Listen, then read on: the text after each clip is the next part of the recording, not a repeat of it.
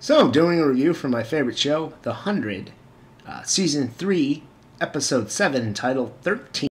So, I liked this episode immensely, it was very intriguing. And we start out with a flashback, 97 years, before, the events, of the 100, where we're at with that now, and we find out about the 13th station. It's in orbit. And we see Becca, who's like one of the co-creators of Allie, the evil hologram who's hanging out with Jaha. And she's working on something that's got the infinity symbol that you see on the chips that Jaha's been passing out. And when that happens, we get a call from her boyfriend, and he's telling her that Allie has escaped. She's on the internet, and she's accessing nuclear launch codes.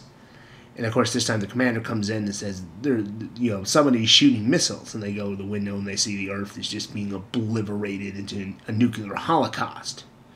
Then you fast forward to Lexa, and she's having this ceremony with her Nightbloods called the Ascension Day, which is basically how it sounds. It's like when she ascended to the commander. And this gets interrupted by the villagers from the last episode. Of course, those are the ones that Pike and his crew had taken over the village, and they're pissed, and they've got Octavia with her, and they're telling them, Lexa, what happened. Lexa's not too happy with this, and she says, you know what, call out the armies. And her plan was to surround Arcadia. Anyone tries to get out, they get killed. And they said they've got until they kill off Pike and his cronies. That's the only way they're getting out of that. Well, the village chief, he's not too happy with this. He says, no, that's not enough. I want them all dead. And he makes a move to kill Lexa, and he gets taken out by her advisor, Titus, whose advice she never follows. And of course, that sets up our two main storylines. What happened in the past, what's happening in the present. There's also one with Octavia trying to get Indrid to help her out, but I wasn't interested in that one. So, in the past, we find out that Becca, the dumbass scientist that she is, decides that even though Allie has basically killed everyone on Earth, she needs to keep working on the program. What a moron. I mean, seriously, lady.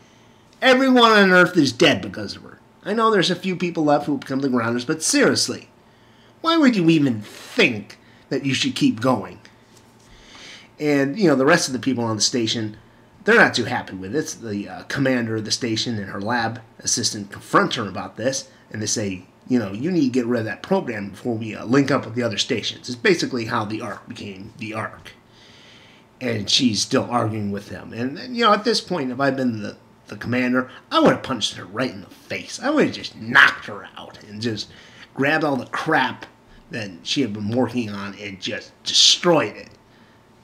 Her attitude, too. She's like, no, we need this. You need to listen to me. I would have just been like, wow. And just kill her right then and there. I mean, she's out of her fucking mind. But they don't, and she locks him out of the lab. And because of this, the other stations, I guess she's got complete control of the space station. Or maybe it was the commander who just didn't want to link up. He's trying to stall time. The other station's like, come on, you link up now, you're going to be sorry. And, I guess that's the arc for you. Their leadership has always been a bunch of assholes. Is it me? Really? I mean, they're going to blow this guy out of the, the orbit because they're taking their time. I mean, maybe it would have helped if the guy said, hold on, you do not want to link up with us right now because we've got this crazy bitch. But at that time, if they had told them, they still would have gotten blown out of the fucking Ark. So, dumbass scientist jettisons herself from the space station. And she, lands in the middle of somewhere. And basically, everyone thinks she's the savior. And, we find out this whole religion of the Grounders and their whole society has been based on that moment. We find this out because in the dungeon, there's all these paintings, and Murphy's seeing them, and he's talking to Titus, and he's like, look at all this stuff. I can explain it to you. See that? That came from the 13th station. Our history is linked together. Titus doesn't have any of this wax Murphy on the head with a staff. And like I said, this is all very intriguing. It's kind of, they're basically telling you what's going to happen. with the story of the past. So while that's going on with Murphy and Titus, Titus is still trying to convince Lexa she needs to be more bloodthirsty. She's not having it. And he's like, come on, quit messing around with the blonde. And, we've seen this episode after episode, right? So that was nothing new. And, of course, Clark is thinking, it's kind of conflicted. Should she stay in Polis, or should she head back and take care of her people and fucking take out Pike, And she ultimately decides to go. But before that, her and Lexus decide to, spend the evening together. They get it on. What can I say? That was very enjoyable. And, of course, sort of the end, Clark goes into her room. Murphy there bound and gagged. And I'm like, oh, okay, I guess Titus is saying, hey, take this guy with you. But nope, that wasn't his plan. He comes out with a gun. And he says, I wish there was some other way. But I'm going to have to kill you. And then I'm going to frame this guy. But, Clark's not easy to kill. He takes a few shots at her. And right as the door opens, in comes Lexa, and she takes one in the chest. And I was kind of surprised with this, but ultimately, I had said it earlier, I kind of figured Lexa wasn't going to get it this season. It just seemed to be leading up to that. And, the actor, she's on the new Walking Dead spinoff. I thought it would have been like a coup. Titus betrays her. But him shooting her straight up like that, I did not see that. So Alexis is dying. She tells Titus, you know what you need to do. I thought she was very chillaxed, to the guy who just fucking shot her. And she, makes him promise to take care of Clark. Yeah, I still sort of said, oh, get the guards. We'll get to them in a second. But anyway, so Lexa dies, and then Titus turns her over and digs this chip out of her, and we realize that it's the same chip that Becca had. And basically, that's the commander. It's not just, Lexus, whoever she was. It's this thing that downloads, when one leader dies, they take it out, they put it in the next leader. And presumably, it's going to go into someone else this season. It's going to be that, her chosen heir is going to be Ontario from the Ice Nation. There's going to be some. So as that happens, Titus takes Alexis' body, walks out of the room, they lock the door, and they lock Murphy and Clark in.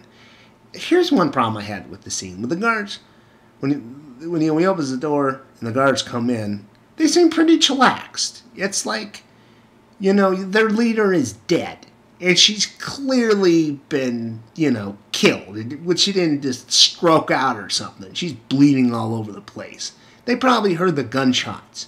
Well, why the hell are they just now opening the door?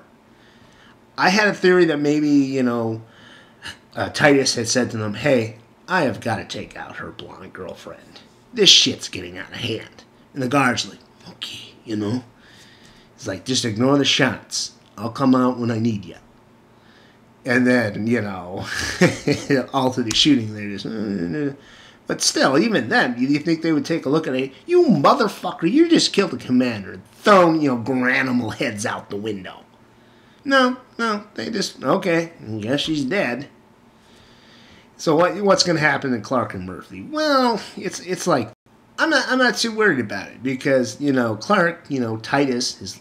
when Lex is on her deathbed... She's like, take care of Clark. And Titus is like, okay. And he's like, I will totally do that. So I think that means something. I think he is going to take care of Clark. And because he's taking care of Clark can be like, I guess not killed at Murphy. I mean, he's still probably going to try and frame Murphy like he wanted to originally with Clark's death. And now he's going to do it with Lexa. But I think... Clark is like, no, don't kill him, granimal heads, or I will tell people what they did, and you will go out the fucking window. Of course, what the biggest thing is, with the Alley hologram and this sort of computer chip, which I guess gives the commanders the memory of Becca. I was going to see how that plays out.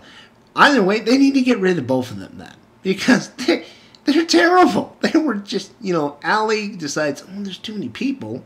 I'll just obliterate the world. How the fuck does that help? And the commander, like I said, she was a moron who got everyone on the space station killed. So they're terrible. I think the two of them were probably going to be going to war in some fashion. Maybe this at the end of this season or season 4. And it's like, get rid of them both. There's one thing about the 100.